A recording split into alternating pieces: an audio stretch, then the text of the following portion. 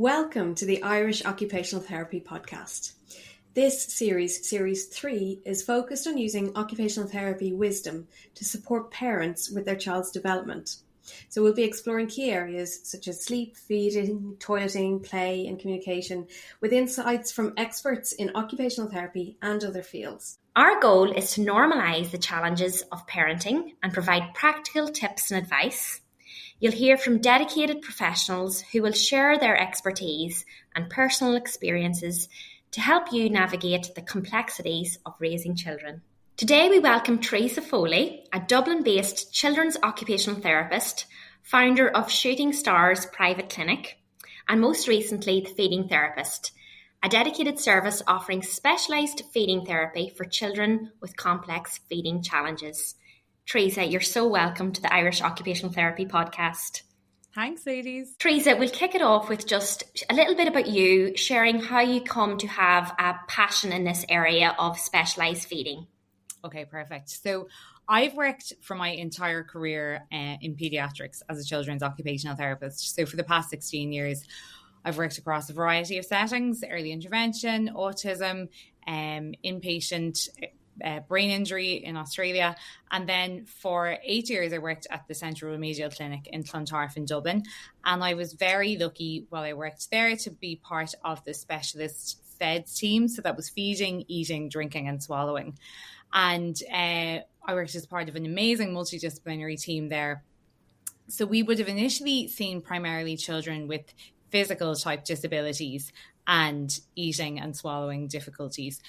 But then while I worked there, we also established a clinic for children with complex feeding challenges. And so that was more based around meeting the needs of children with kind of aversive type feeding difficulties. So a lot of sensory-based feeding difficulties, or children who would have had massive anxieties around eating, maybe following a traumatic incident involving food. So it was, I suppose, a different slant on the feeding that I would have previously worked with.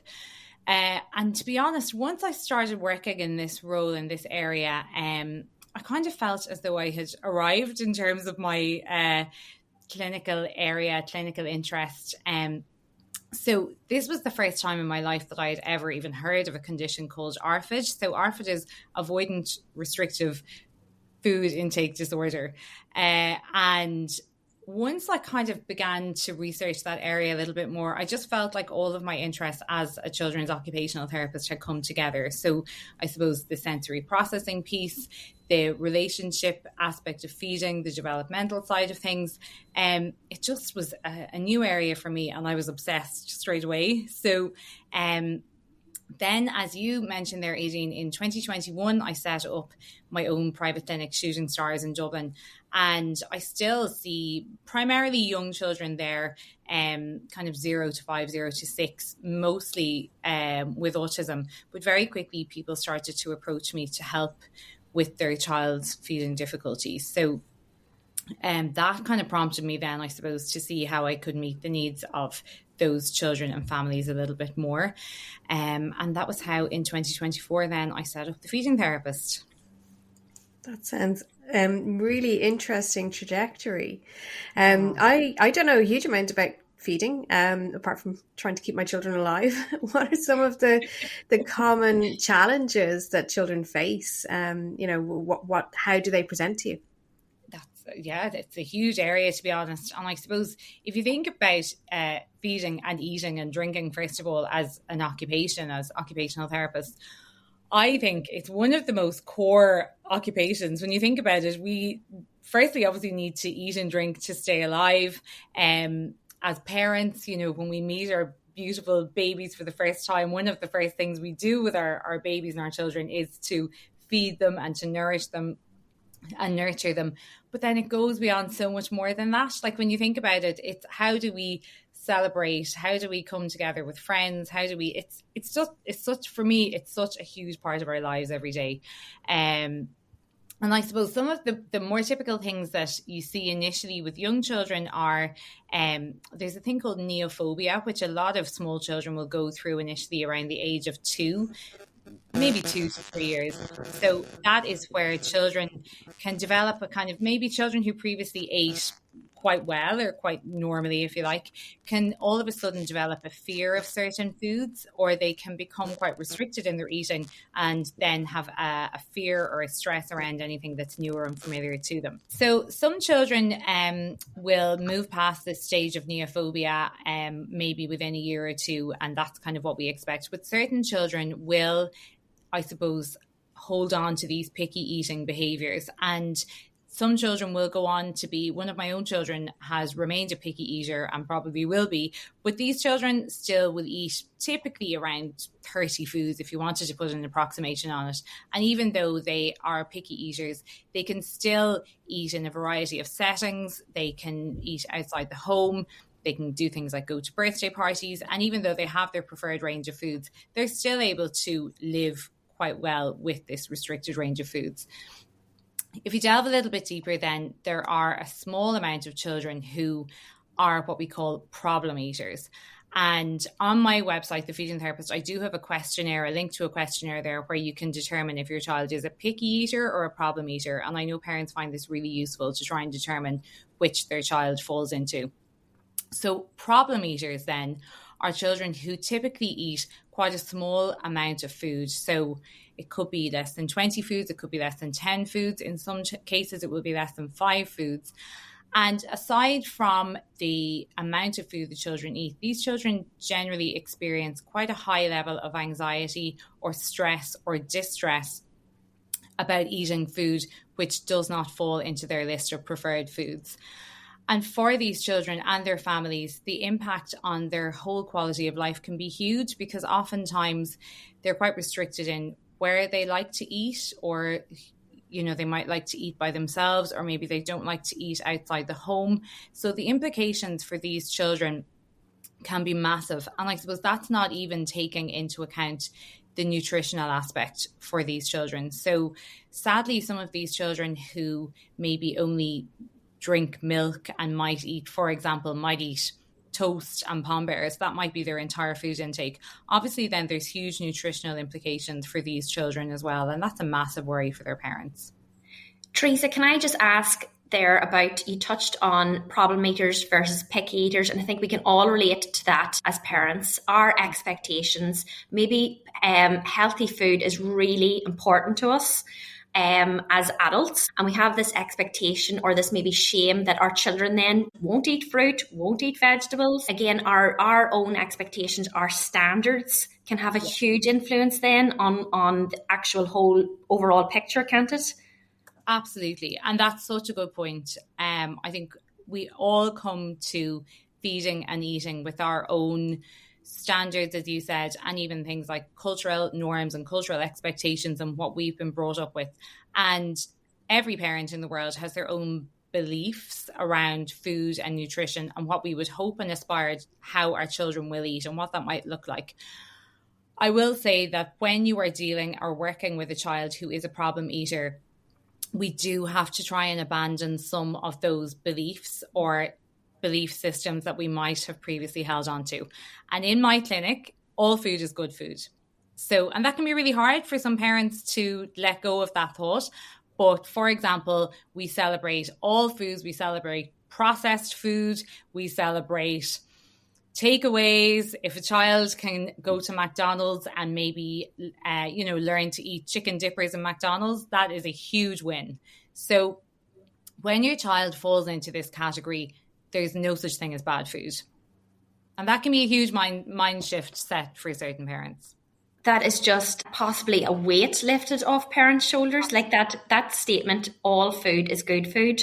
That's just refreshing and lowers the anxiety from the outset, doesn't it? 100%. And I suppose another perspective that I use a lot with my families is there's a lady in America, she's an American dietitian, I think, called Ellen Satter, and she has developed a concept called the division of responsibility when it comes to feeding children.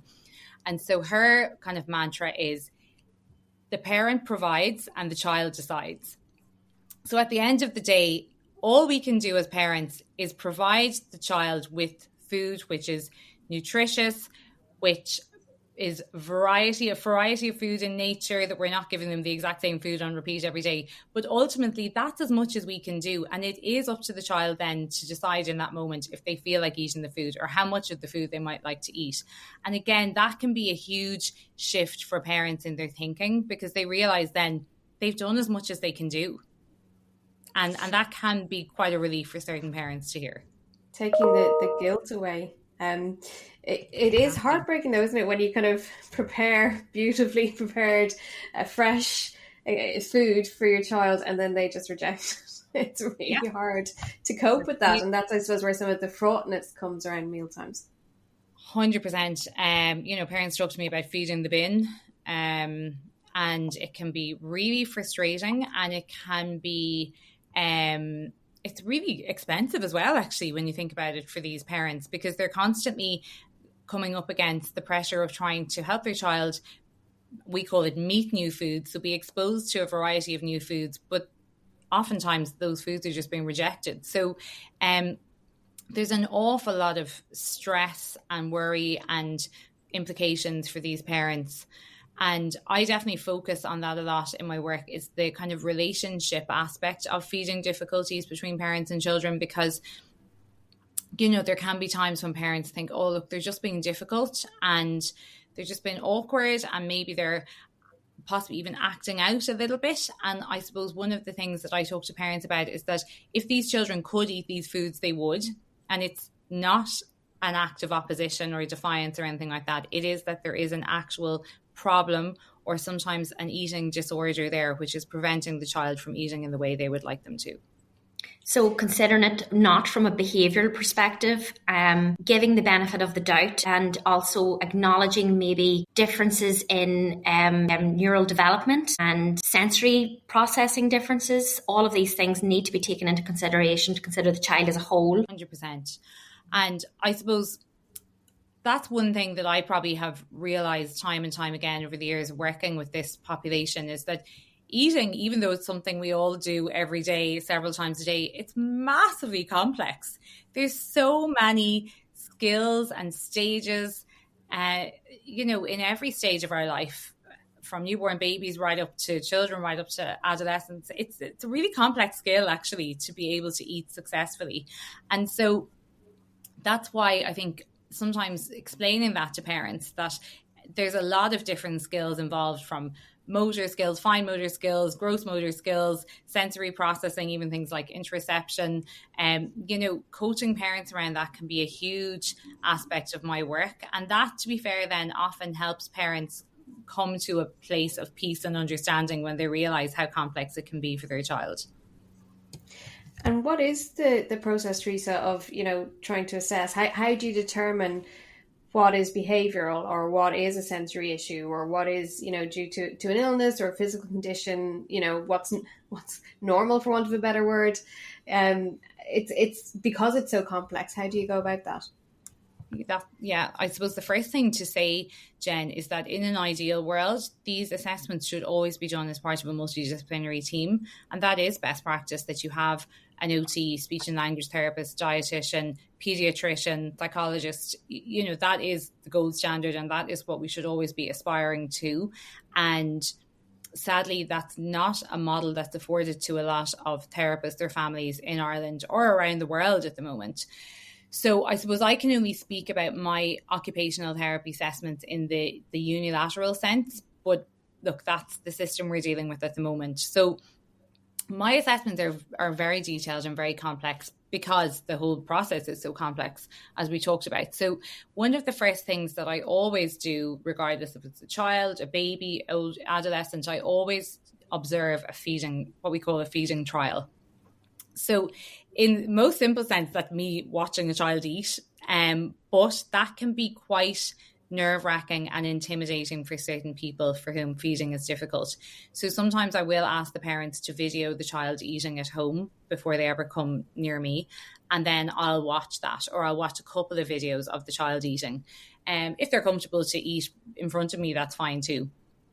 And I suppose then that gives me a sense of how the child is approaching meal times and eating and food overall. So I'm looking at things like, before the child ever even comes to the table or comes to sit down to eat, what's their regulation in and form? How do they feel about food? So is it a stressful time for them? Are they already feeling anxious at the prospect of having to eat before they ever even come as far as the table? Then when they get there, are they able to kind of sit up in the chair? Are they able to tolerate sitting at the table with the rest of the family? Or is that too much for them at the moment? Is it too much for their sensory system? Is it too much for their regulation? Do they need to be moving about more than everybody else? Obviously, then I'm looking at things like their feeding skills. So are they able to self-feed independently? Can they use cutlery? Can they finger feed? Are they able to pick up small objects like raisins or Cheerios or whatever it is? Are they able to drink? Are they able to drink from an open cup? Do they need a beaker? Like, the list is endless in terms of self-feeding skills. Then I suppose I'm also looking a lot at about how does the child respond to hunger cues? Do they feel hunger? Do they not? Are they looking for food? Are they requesting food?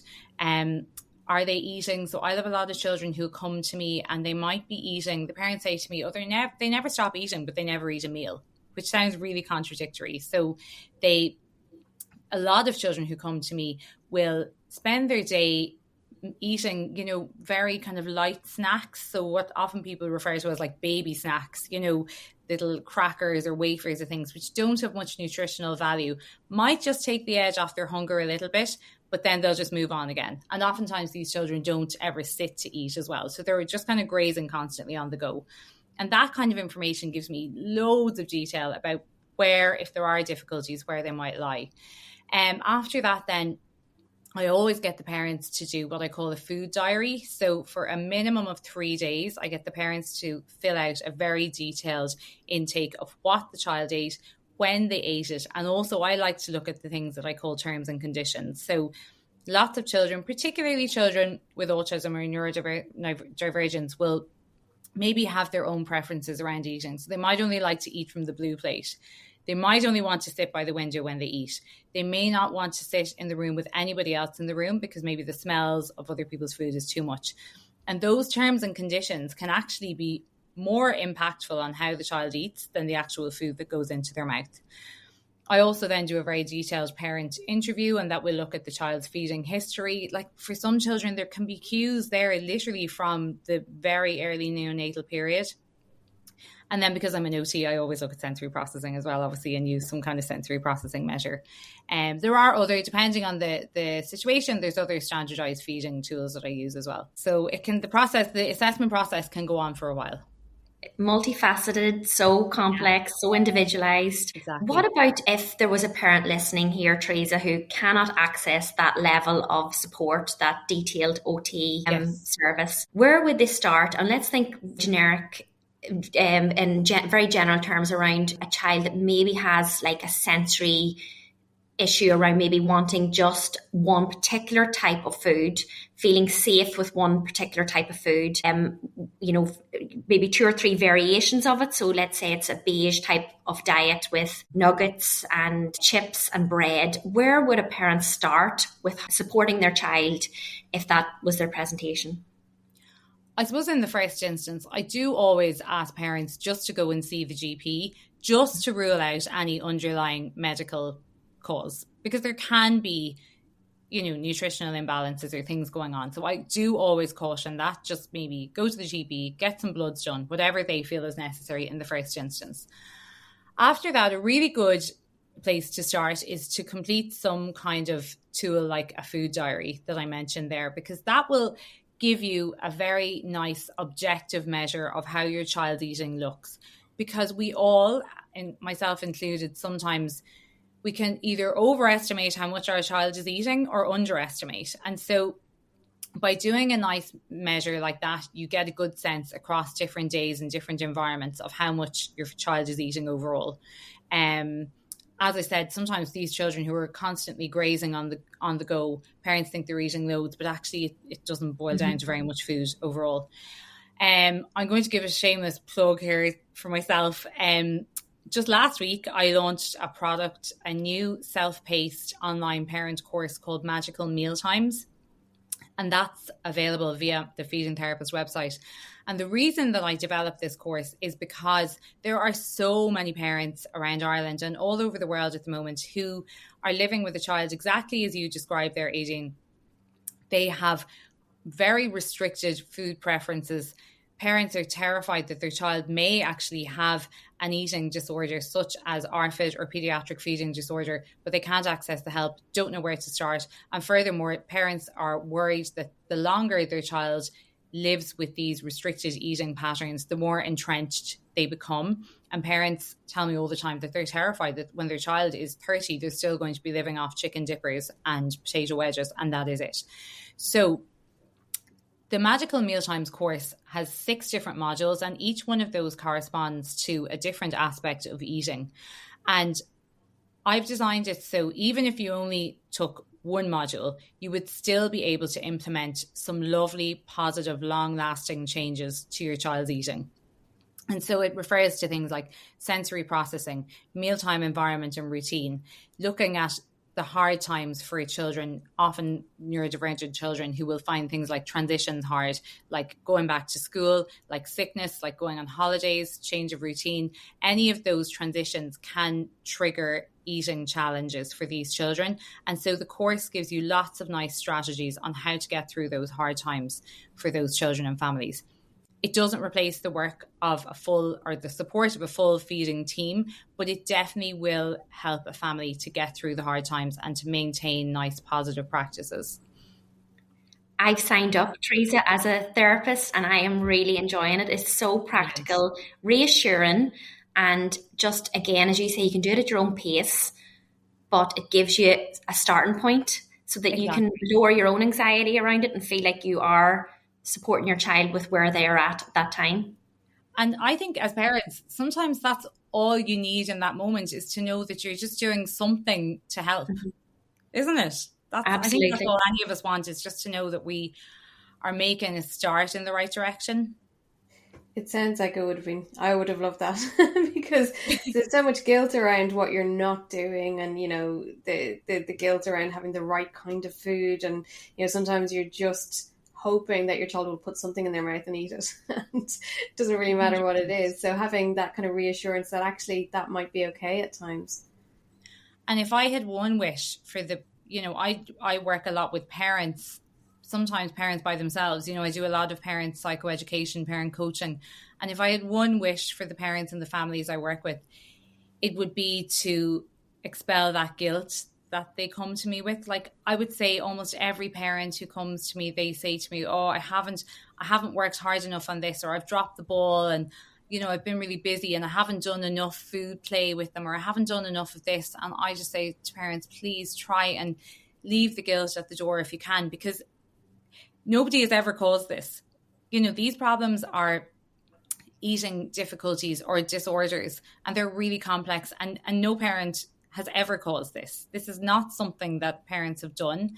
And so that's why that was a core wish that I had when I was designing the course, to empower parents to realize that they definitely didn't cause it, but actually they can do things that will hopefully make eating a more enjoyable experience for their child and for the whole family again. And improving quality of life is something that I feel really strongly about in terms of picky eating and problem eating. And so if by, changing how the child eats or when they eat, that everyone might be able to enjoy mealtimes together again, I think that's huge for a family. I would love if some of that messaging went through to schools. I remember when one of my kids was young enough, the teacher would go around, and I realised after a few weeks that she wasn't eating in school because the teacher was going around checking lunch boxes, and she did have quite a limited diet, but she would call out, what was in people's lunch boxes as not being healthy enough. And it just created a really negative connotation then with eating in school, which we had to unpack. But I think the whole idea of healthy eating, people feel that they know what it's about, and it's really important to instill healthy eating habits in children when they're young, which, I can understand that. But sometimes it can also create a kind of a negative response or that guilt or shame for parents and for children, I think. 100%. And I think we are achieving lots in this area, but I feel like we have so much more to do yet. it's very much an emerging area of practice still. So the term ARFID was only coined in the literature for the first time in 2013. So it's still a very new diagnosis. Obviously, people and children have been living with these challenges for hundreds of years, but this, our awareness is only coming to the fore now. So I feel like I, as a professional, have a lot more work to do in building awareness, not just in schools, but even sadly amongst medical professionals. I'm still hearing a lot of, I don't want to say negative messaging, but less than helpful messaging coming from medical professionals, from different therapists, doctors, things like telling parents to just let the child go hungry and they'll eat, which is probably the most dangerous thing you could do for a child who has complex feeding difficulties. So look, we'll keep going. We'll keep trying to spread the word. But yeah, there's a lot of work to do yet in this area. I saw a lovely tip of a parent of an autistic child putting a note in the lunchbox saying, I know this isn't the healthiest lunch, but we're working on it and we'll get there in our own time. Just as a little kind of subtle hint to say, back off, leave us to it. Because again, it is the expectation and the judgment of others as well that has a huge bearing then on us as parents and our expectations. 100%. And I will say that a lot of parents tell me not alone that they feel very judged for their child's eating difficulties, because everyone has an opinion on how you feed your child, but parents feel really isolated. And because a lot of these children maybe have a preference to eat at home, or they might have a strong preference for how food is cooked maybe by their mum at home, but if they go to their granny's house, it's cooked differently. So then they just prefer to stay at home. Or, for example, the sensory environment of eating in somewhere like a restaurant or a birthday party, that might be too much for these children. So as a result, or even things like going on holidays can be impossible for these families. Then parents tell me they just feel so isolated socially and emotionally, and that weight of judgment and the opinions of others, it's a big load to carry. And so that is another thing that I have as part of the feeding therapist and as part of the Magical Mealtimes course. Anybody who signs up for it, I've created what I call a community or a network where I will meet with parents once a month just to have a chat, just to hear what people are going through, just to be able to talk, I suppose, in an open way and a non-judgmental way about the struggles of living and parenting a child with these feeding difficulties. You mentioned the research there, Teresa, and that it's kind of advancing and changing, and there's a lot more evidence coming through around what works or doesn't work. Is there any particular research or things that are happening in the field that you're kind of quite intrigued by or interested by, or that you wanted to kind of let us know about? Yeah, I suppose the first thing that I'm delighted to see, and something that I'm kind of championing in my own work, is that we're definitely moving away, and I'm moving away from a more rigid model of working with children with feeding difficulties. So maybe when I started working years ago, I would have relied more on structured programs, if you like, of intervention. And we definitely would have done things like getting a child to lick a food 5 times to see if that would build up their tolerance to the food. And, now I look back on those things and I'm like cringe that I might have ever even suggested such a thing, because I feel so strongly that any changes that we make to a child's eating should never be imposed. Everything needs to come from the level or a place that the child is comfortable with. So for me and for a lot of other clinicians, moving more to an approach which is open and meeting the child at their level is a big change that's happening right now. And I and others are definitely aspiring to be a lot more neuroaffirmative in our approach with these children and the families. In terms of research, then traditionally, again, we would have worked primarily, I suppose, in a clinic-based model, and I did, and it's a fantastic way to work in that, you get to sit with the multidisciplinary team in the feeding clinic, and the child comes in and they eat in front of you. But now, just this year, actually, there's some lovely evidence coming to light around the value of parent coaching, occupational performance coaching. The Australian researchers are doing some great work around that, and showing that if parents are receiving the right level of education and information and coaching, that actually that can be the most effective way and the most powerful way to influence positive change with these children. And I suppose these feeding conditions and disorders, they're still very new. So while I am engaging in interventions with these children, we are still waiting for the evidence to come through. So hopefully that will continue to emerge. And it's definitely, as I said, an emerging area of practice for occupational therapists at the moment, but then one that I feel so strongly we have such a massive value to add in this type of work. And I feel like we're really core members of the team. So yeah, hopefully the area will continue to grow and the awareness will continue to grow as well. It's really important, I guess, as OTs that we do stay on top of current practice and best practice and emerging trends, and not just do things because they used to happen or we used to do it. 100%, yeah. Teresa, just as a finishing off takeaway point for maybe parents listening, considering a neuroaffirmative approach in this area, would I be right in saying that we really need to think about the safe foods and protecting those, keeping mealtimes as relaxed and as playful as possible? Sure. A couple of things I'd love to say about this. First of all, don't underestimate the importance of a family meal. I know that sounds very simplistic, but the evidence is actually huge around the benefits of eating together as a family. And that goes beyond the nutritional side of things. There's actually evidence now to show that children who eat regularly as part of a family unit have enhanced literacy skills compared to other children. Like, the benefits are massive.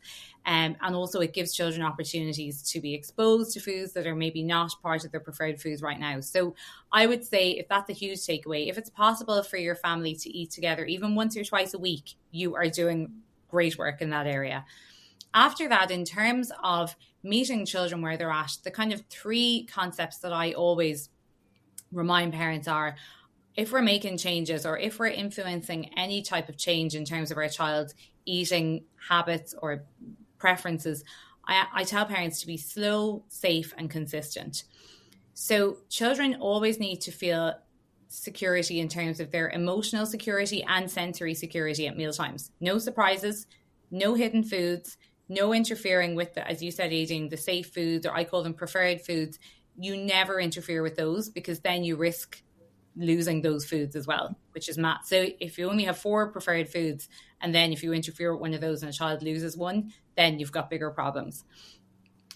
If you are making any changes to mealtimes or food with children, it needs to be done very, very, very slowly. But that's okay, because I would rather see one change happen slowly and maintain that change, rather than doing what lots of us do, going, oh, that didn't work, and throw that to the side and then think about something else. And finally, consistency.